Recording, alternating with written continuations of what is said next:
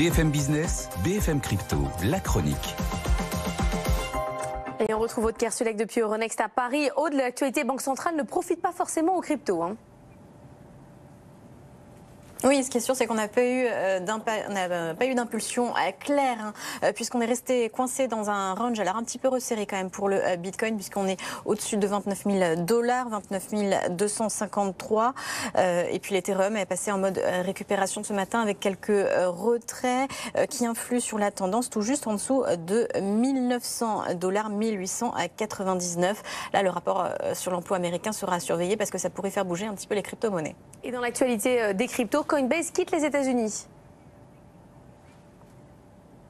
Oui, et part s'installer aux Bermudes. Alors avec cette plateforme nouvellement lancée, Coinbase International Exchange, qui va permettre de trader des bitcoins et Ethereum, des contrats perpétuels sur ces deux crypto-monnaies. Donc on parle en fait effectivement de produits dérivés. Alors ça fait déjà quelques semaines que Coinbase fait savoir qu'il en a marre des multiples enquêtes américaines à son sujet, qu'il demande aussi plus de clarté simplement quant à sa régulation. Et donc pour cette activité sensible, eh bien, il choisit de l'installer en dehors du territoire américain. Alors attention, on est quand même sur quelque chose d'assez opaque.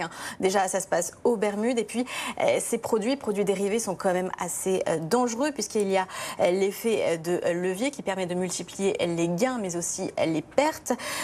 Plus que les particuliers, Coinbase cherche à adresser donc les institutionnels. Un moyen d'avoir aussi d'autres sources de revenus, d'être moins dépendant de ce qui se passe aux États-Unis. Parce que la dépendance aux régulateurs américains l'a souvent freiné. Et d'ailleurs, l'année dernière, ça a quand même divisé son chiffre d'affaires par 2. Merci beaucoup Aude. On se retrouve pour un point complet sur les marchés à 7h10.